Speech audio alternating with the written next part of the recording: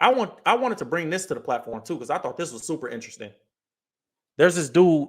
Look at this. This says it's a PRN star telling investigators that Diddy would allegedly watch him smash with Cassie.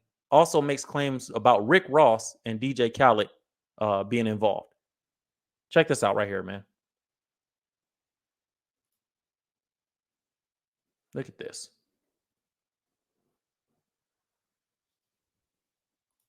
P. Diddy, whatever you call it. So, yeah, go ahead. Yeah, he's part of what's called the Boule.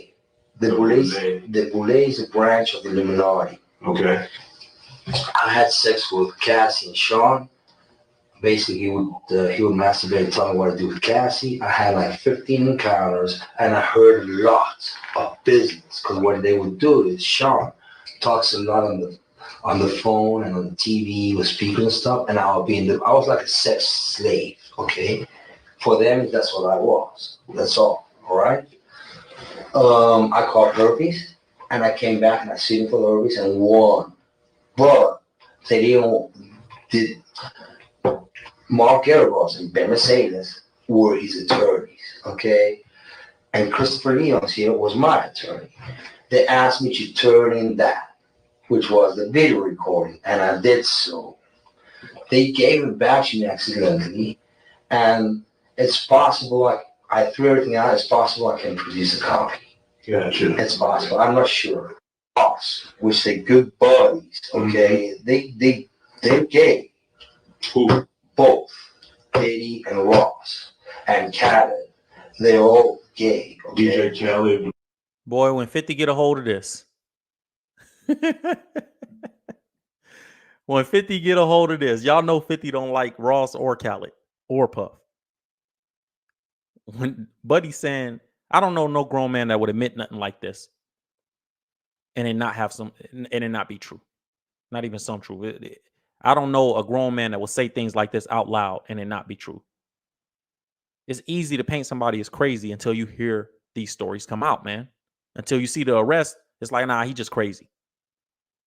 But then after you see what really goes on and you see the real story behind it, it's like, oh, maybe he's not crazy. Maybe there's something to that.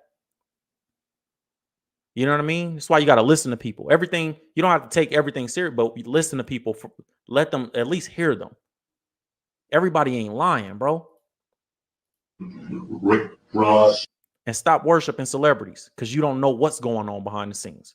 That's a message in itself. That's a big message in itself. Stop worshiping celebrities. You don't know what's going on behind the scenes. A year ago, a lot of y'all would have traded lives with Diddy. Y'all bet you wouldn't now. Don't ever idolize no man. This is crazy. Yeah. And he did it? Yeah. They all gay? Yeah. Gotcha. All right. Khaled is a Hamas supporter. Okay. Who supporter? Hamas. Yeah. Sorry, I said it wrong. No worries. Hamas supporter. For him to say Khaled is a Hamas supporter, that's crazy because we ain't never heard Khaled stand up for the Palestinians, even though that was one of the criticism that he's been getting. That's just a sidebar. DJ Khaled been getting a lot of criticism being a Palestinian that won't stand up for Palestinians. But him saying he's a Hamas supporter, that's kind of crazy because he said that in 2018, and Khaled just started getting all that smoke from people this year. So that makes me listen to what he has to say. Okay. How do I know this? Yeah, that's what I want to know. How do you know this? Do you know Sean Combs? Of Daddy? Yeah. P. Diddy, whatever you call himself. Yeah, go ahead. Yeah, he's part of what's called the Boule. The Boule is a branch of the Illuminati. Okay. I had sex with Cassie and Sean.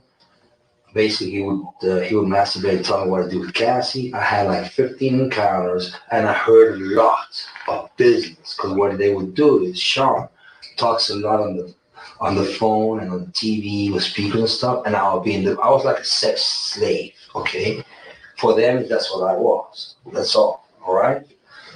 I caught herpes, and I came back and I sued for herpes and won. But they did. Mark Eros and Ben Mercedes were his attorneys, okay? And Christopher Leon's here was my attorney.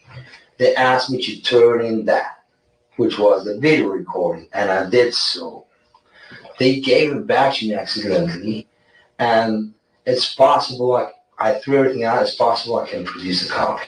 Gotcha. It's possible. I'm not sure. Dude said it's possible I could produce a copy. Does this dude sound crazy to y'all? He don't sound crazy to me. He don't sound crazy to me at all. He sounds very clear and like he understands exactly what he's saying, and he's trying to get somebody to hear him.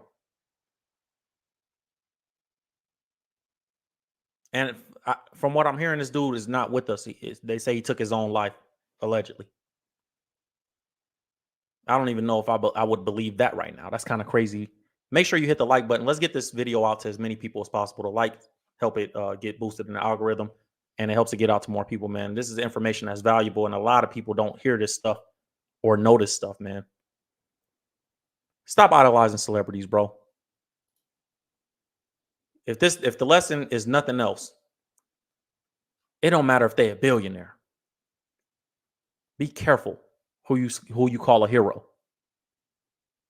I'm interested to see who's next. Who's next, bro? Look at him.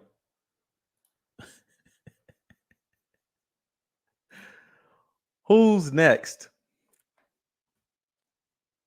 Look at Buddy.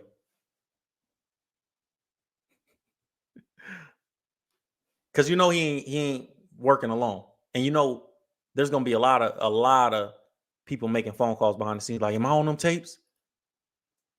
Am I on them tapes? Look at this.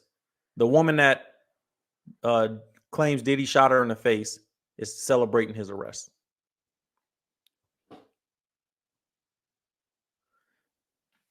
Oh, man. The woman that allegedly Diddy shot in the face in 1999. This says back in December 27th of 1999. Ruben had been in a club in New York, helping a friend promote an upcoming New Year's event. Combs had arrived with his girlfriend, J-Lo. He was also accompanied by his bodyguard, Anthony Wolf Jones, and rap protege Shine. Combs got into a verbal dispute with a drug dealer. Ruben says she clearly saw Combs with a gun in his hand. She was in the line of fire. And when she saw him fire, she recalled the muzzle flash. So she's saying that Diddy shot her in the face in the club, and Shine wasn't the one that actually pulled the trigger, but Shine ended up doing 10 years behind this for accidentally shooting somebody in the club. But it turns out that Shine was allegedly the fall guy, and Diddy is actually the one that pulled that trigger and shot this woman in the face. She said, I watched him. I saw him with my own eyes. It felt like I was hit with Paul Bunyan's flaming hot sledgehammer. Wow. She said, I called out to God and said, don't take me. I'm not finished raising my kids. I have work to do. Lopez joined Combs, Shine, and Jones in fleeing the scene. The police gave chase and they were pulled over a short distance away. The stolen pistol was recovered and found in the car by the police. The three men were charged with gun possession and went to trial. Combs arrived in court wearing a light gray overcoat, this outfit right here. Look at his arrogance, bro. Look at his face. Even back then, he was arrogant. Look at him. He just knew he wasn't going to jail.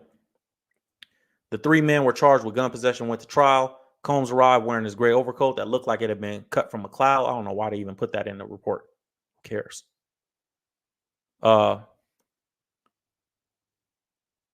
Ruben testified. She testified. So did the surgeon who had managed to save her life. He recounted to the jury what Ruben had been screaming. So the surgeon that saved this lady's life said when she came in to surgery, she was screaming, Puffy shot me. Puffy shot me. Combs was acquitted, and as was his bodyguard. Shine was convicted and did 9 years in state prison. He was then deposited to his native Belize, where he's now a politician serving as the leader of opposition. I think Shine has a really big political career now. God bless him. So this is crazy, man. So she's celebrating that Diddy is locked up now. I've been telling you guys for the last 3 months, man. I told you guys that this was coming. I told you the RICO was coming. I told you back in May. I showed you guys the videos earlier in the live stream, May 22nd and May 17th. All the details behind this. And nothing's changed. It's the same stuff, man.